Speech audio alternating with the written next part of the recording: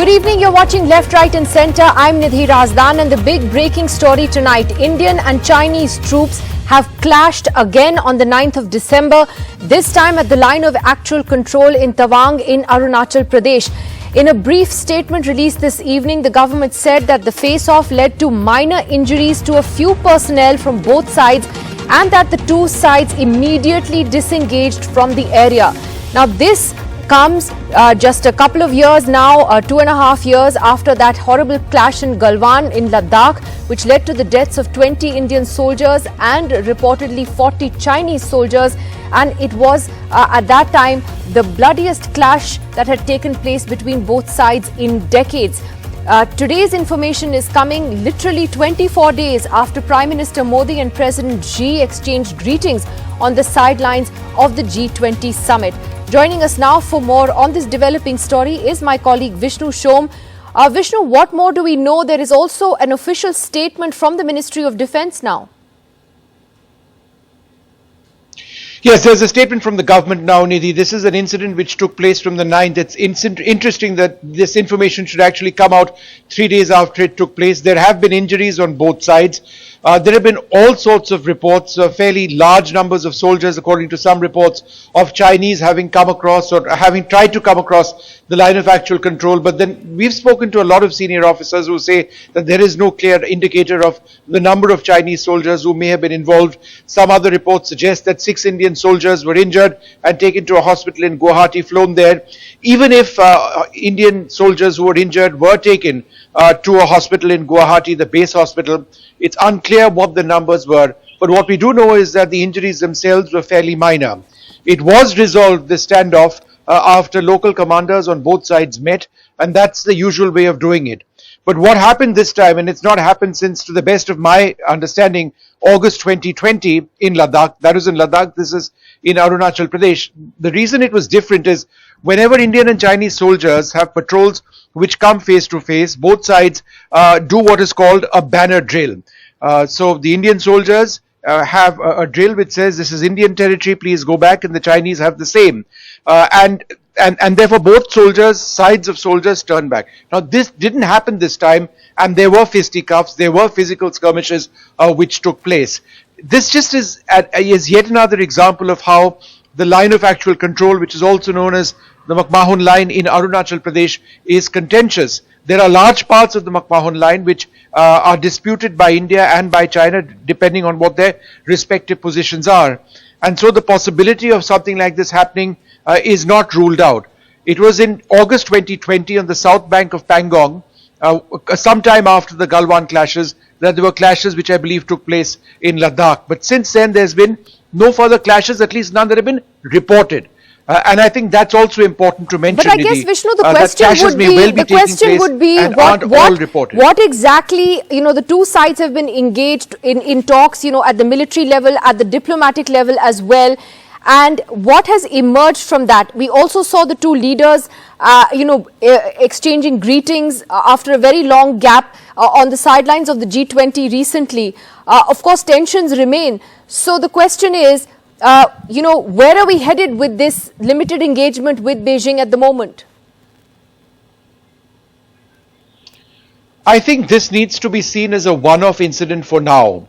And I think the fact that, as I mentioned, it is such a long contested line of actual control that when soldiers come through, it just takes one young 19 or 20-year-old soldier on either side to lose their temper or perhaps not follow the drill. A flare-up takes place and then they push and shove each other. This has been the pattern for a very long time. Galwan, of course, was at a next level. So I don't think we should really look at the overall situation through the prism of this. This just explains that the tension exists, which is very much the case. In Ladakh, yes, there has been a diplomatic push, there's been a military push. In some areas, the Chinese have gone back. In other areas, for example, in the Depsang region, they haven't. In the line of actual control of McMahon line in Arunachal Pradesh, there are huge problems. There are reports of our own reports of Chinese villages having been created in what India considers our territory. So these are problems which actually exist in eastern India and in northern India as well. So diplomatic and military talks actually do take place. But I would hasten to add that this one incident, right, it's come after a long time, needs to be looked at through the prism of just this one incident which has taken place. All right, Vishnu, thanks very much for that. It may be one incident, but it can't be dissociated from the larger tensions between India and China. And joining us on the program now, let me go across to our terrific panel. General Atta Hasnain joining us tonight, former GOC of the 15 Corps. General Satish Dua, Lieutenant General Satish Dua, former Chief of the Integrated Defence Staff, is with us. We're also joined by Dr. Tara Kartha and Manju Seth, former diplomat, and Ninong Ering, MLA from Arunachal Pradesh, will be joining us very shortly. General Satish Dua, to you first. Your first reactions to this, of course, we know that there are differing perceptions of what the line of actual control is. Troops do often wade into each other's perceived areas, etc. But given the backdrop of current tensions between India and China, where the relationship isn't entirely normal, how do you look at this confrontation on the 9th of December? Look, Nidhi, we've all become very sensitive to such face-offs and clashes over the last 2 years, ever since Galwan and other incidents in Ladakh happened. But the fact of the matter also remains that over the last 1 decade, more than earlier, we've been having these face-offs all over, whether it was in Ladakh or it was in Arunachal. So until the issue of LAC is resolved, and by that I mean that there is a different perception of LAC and both sides are allowed to patrol in that area, which is a common area in terms of our perception. So whenever patrols come face to face, at times they just show banners, at times they talk to each other, sometimes heated words are exchanged, and sometimes at least gets a little beyond to fisticuffs, as has happened this time. But the good part has always been that we have been able to manage it without getting to firing a shot. What changed the whole paradigm was the incidents in Ladakh 2 years ago. Absolutely, and which is the context in which we're looking at this. It's not exactly. It's not the way it used to be, where you would have a disagreement, you might have a few fisticuffs, and you pull back and move back to your respective positions. General Hasnain, I mean, does this again underline, how difficult it is to deal with a difficult neighbor like China? Absolutely, Nidhi. But if I may add to what Young Dua has just said, there are really two aspects to this. One is operational, and the second is psychological. Remember, when two armies are adversaries and are sitting on a line which is not well defined, where perceptions differ as to which are the claim areas and what belongs to whom, psychology makes a great difference here.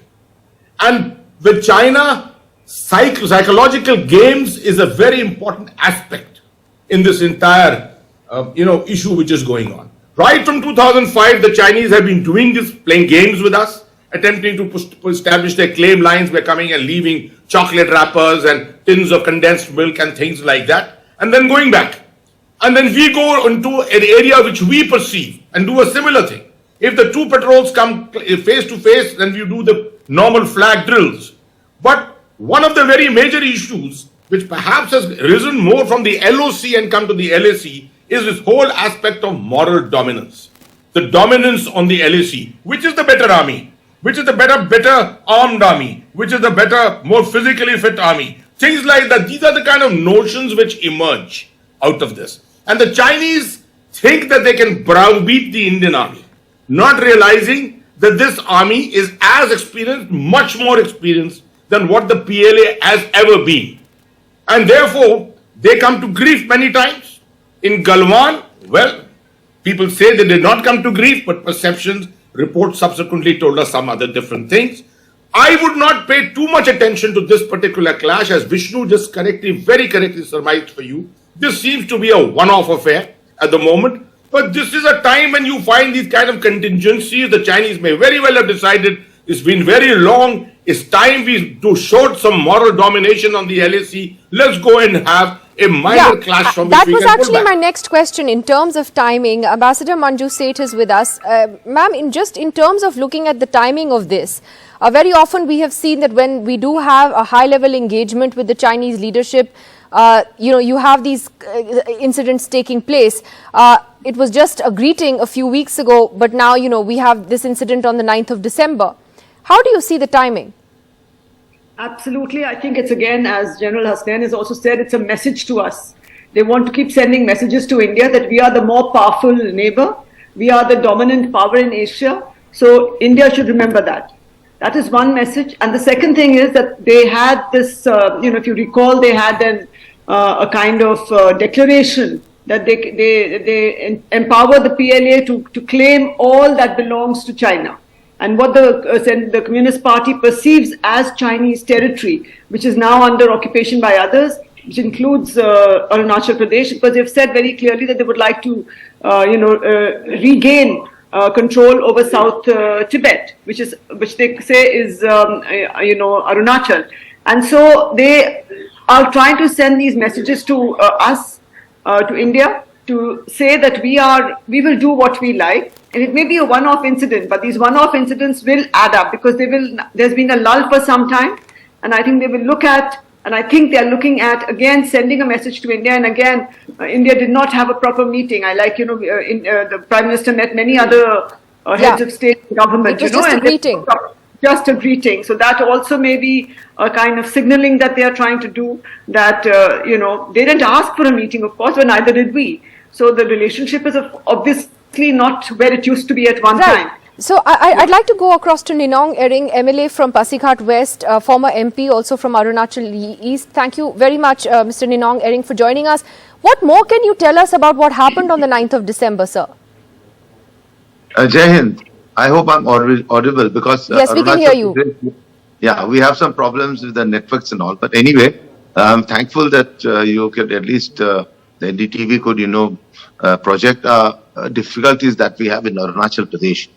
Frankly speaking, the incident which took place just a few days back was that we always have this incident. Let it be in Chaglaham, that is in Anjao district. Let it be in Bising, that is in Upper Siang district, or let it be in Tawang. So we have these issues, always frequent issues, where the Chinese, they cross the LAC and they come into Arunachal Pradesh. And their statement that the Arunachal Pradesh is in the South Tibet, this is fact, it really, it hurts our sentiments because Honorable Chief Minister Arunachal Pradesh, Mr. Pema Khandu, was always saying that we always had bordered with Tibet, not with China. But still China, because of its dominance and claim that Arunachal is part of South Tibet, which we never were. So I'm very thankful to you that the incident that happened occurred just recently. I spoke to the Deputy Commissioner, Mr. Damo, after I saw the news. They said that we have no such authentic information that this took place. But of course, the army has said that I think 3 or 4 of our Jawans were injured when this clash took place. They haven't given a number yet, but the government has confirmed it on record that this has happened. Yes, it is the 3, I think. Till now in the hospital, there are about 3 of them which were injured. But anyway, that is not confirmed, but it is the army to tell you if at all there is. But the DC has got no knowledge of it. But these incidents took place always, not now, but even way back when the Sangrungsu Valley was taken.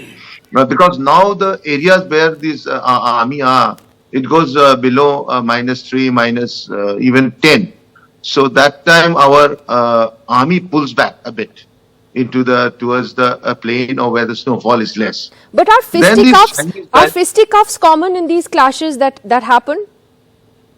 No, this is one of the first incidents that took place. Actually, we have these flag meetings always.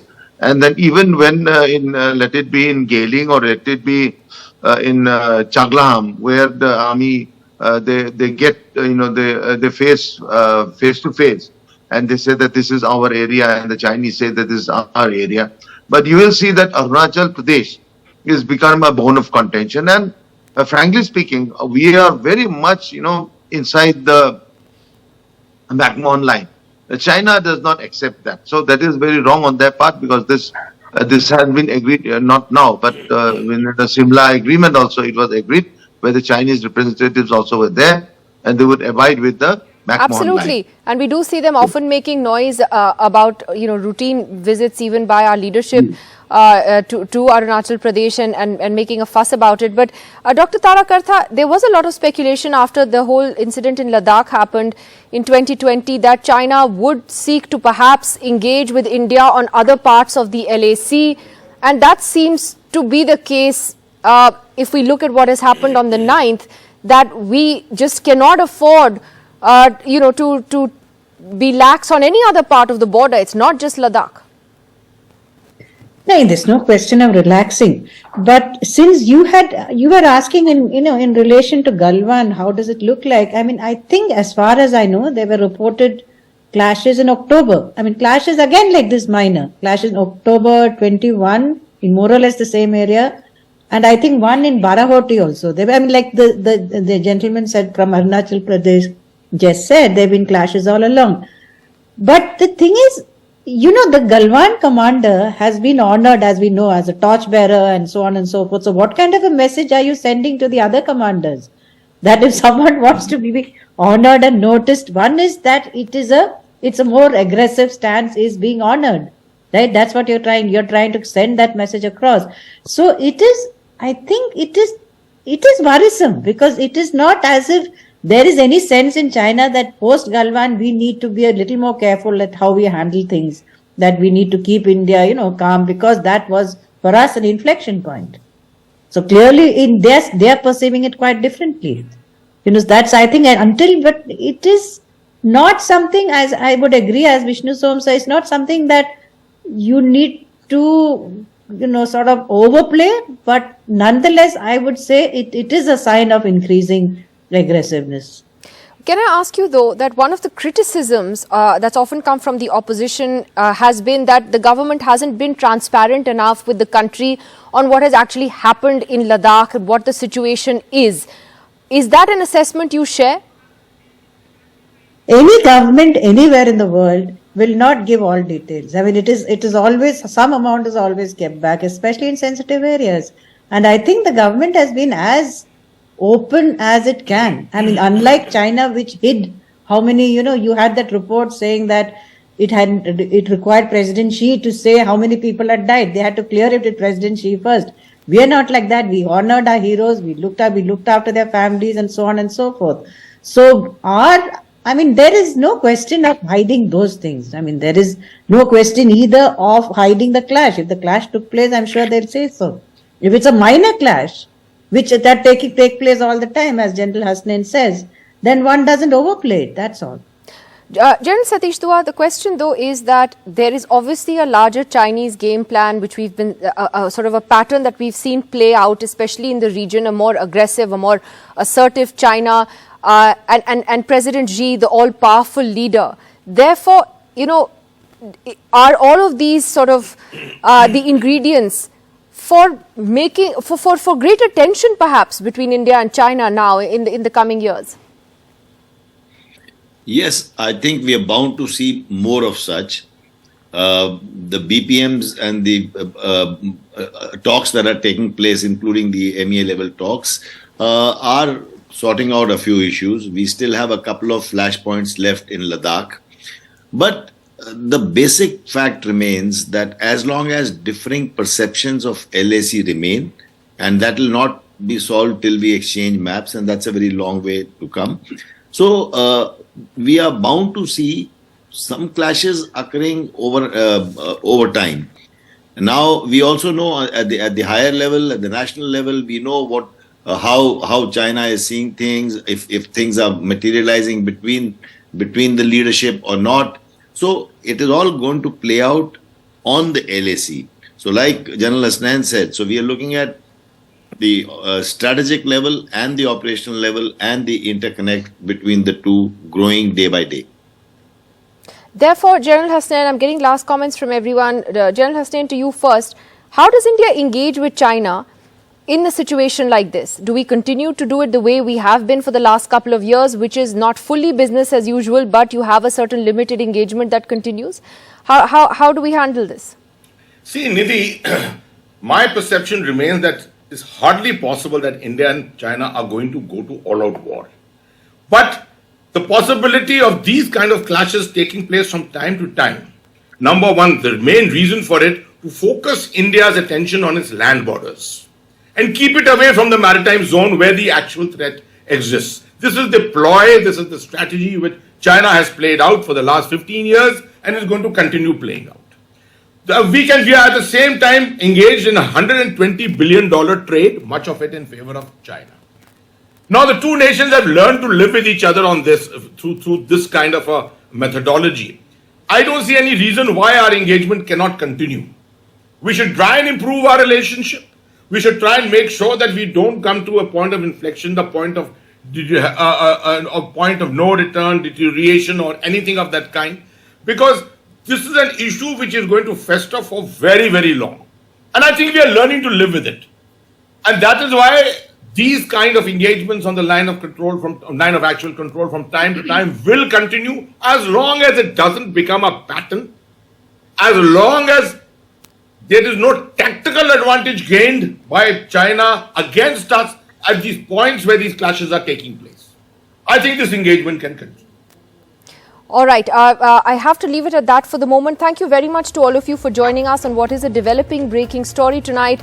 Let us see whether we have more details on what exactly happened on the 9th and if any more details are shared in the next 24 hours. Thank you very much to all of you for joining us. Thank you.